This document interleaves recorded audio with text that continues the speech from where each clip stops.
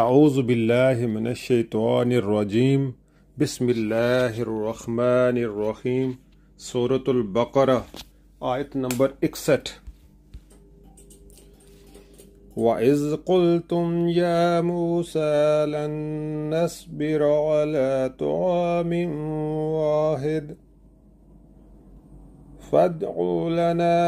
ربك يخرج لنا مما تنبت الأرض من بقلها وكسائها وفومها وعدسها وبصلها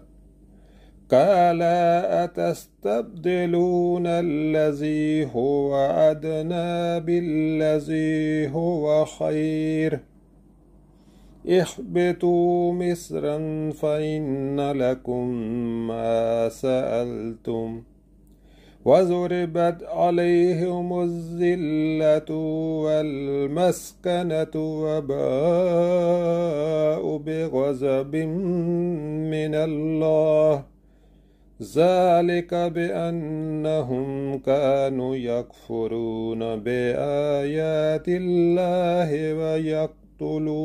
النبيين بغير الحق ذلك بما عصوا وكانوا يعتدون۔ ترجمہ: یاد کرو جب تم نے کہا تھا کہ موسیٰ علیہ السلام ہم ایک ہی طرح کے کھانے پر صبر نہیں کر سکتے، اپنے رب سے دعا کرو کہ ہمارے لیے زمین کی پیداوار، ساگ، ترکاری، گیہوں، لہسن، پیاز، دال وغیرہ پیدا کرے۔ تو موسیٰ علیہ السلام نے کہا،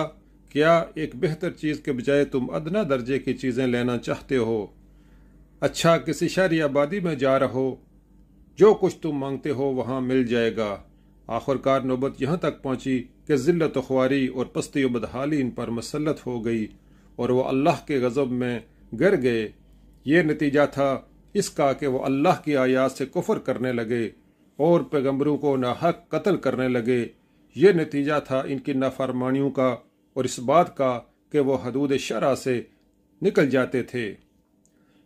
یہ مطلب نہیں ہے کہ من و سلوہ چھوڑ کر جو مشقت مل رہا ہے، بے مشقت مل رہا ہے، وہ چیزیں مانگ رہے ہو جن کے لیے کھیتی باڑی کرنی پڑے گی، بلکہ مطلب یہ ہے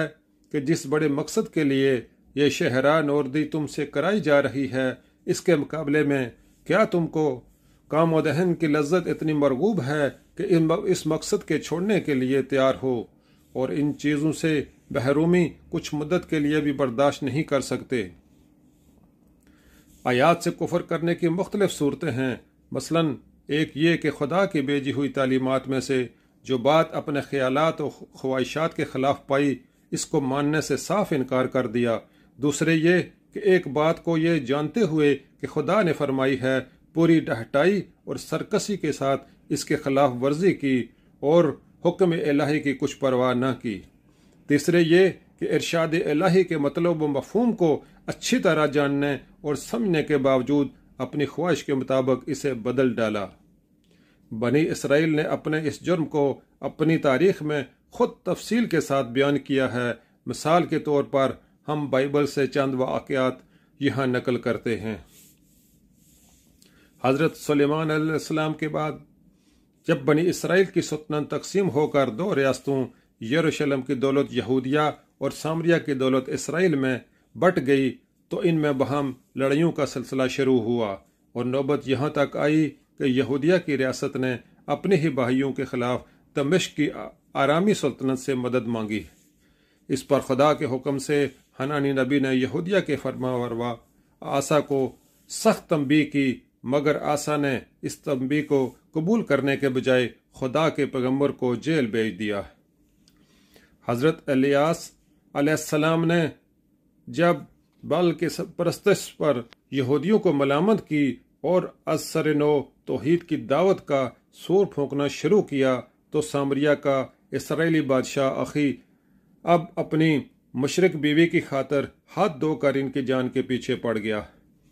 حتیٰ کہ انہیں جزیرے نماسینا کے پہاڑوں میں پناہ لینی پڑی۔ اس موقع پر جو دعا حضرت الیاس علیہ السلام نے مانگی ہے اس کے الفاظ یہ ہیں: بنی اسرائیل نے تیرے عہد کو ترک کیا، تیرے نبیوں کو تلوار سے قتل کیا، اور ایک میں ہی اکیلا بچا ہوں، سو وہ میری جان لینے کے در پہ ہیں۔ ایک اور نبی حضرت میکایا کو اس اخی آپ کے حق گوئی کے جرم میں جیل بھیجا اور حکم دیا کہ اس شخص کو مصیبت کی روٹی کھلانا اور مصیبت کا پانی پلانا۔ پھر جب یہودیہ کی ریاست میں علانیہ بت پرستی اور بدکاری ہونے لگی اور زکریا نبی نے اس کے خلاف آواز بلند کی، تو شاہ یہودا یوآس کے حکم سے انہیں عین ہیکل سلیمانی میں مقدس اور قربان گاہ کے درمیان سنگسار کر دیا گیا۔ اس کے بعد جب سامریہ کی اسرائیلی ریاست اشوریوں کے ہاتھوں ختم ہو چکی اور یروشلم کی یہودی ریاست کے سر پر تباہی کا طوفان تلا کھڑا تھا، تو یرمیا نبی اپنی قوم کے زوال پر ماتم کرنے اٹھے اور کچے کچے انہوں نے پکارنا شروع کیا کہ سنبھل جاؤ، ورنہ تمہارا انجام سامریہ سے بھی بدتر ہوگا۔ مگر قوم کی طرف سے جو جواب ملا وہ یہ تھا کہ ہر طرف سے ان پر لعنت و بھٹکار کی بارش ہوئی، پیٹے گئے، قید کیے گئے، رسی سے باندھ کر کیچڑ بڑے حوض میں لٹکا دیے گئے تاکہ بھوک اور پیاس سے وہیں سوکھ سوکھ کر مر جائیں، اور ان پر الزام لگایا گیا کہ وہ قوم کے غدار ہیں، بیرونی دشمنوں سے ملے ہوئے ہیں۔ ایک اور نبی حضرت آموس کے متعلق لکھا ہے کہ جب انہوں نے سامریہ کی اسرائیلی ریاست کو اس کی گمراہیوں اور بدکاریوں پر ٹوکا اور ان حرکات کے برے انجام سے خبردار کیا، تو انہیں نوٹس دیا گیا کہ ملک سے نکل جاؤ اور باہر جا کر نبوت کرو۔ حضرت یحییٰ علیہ السلام نے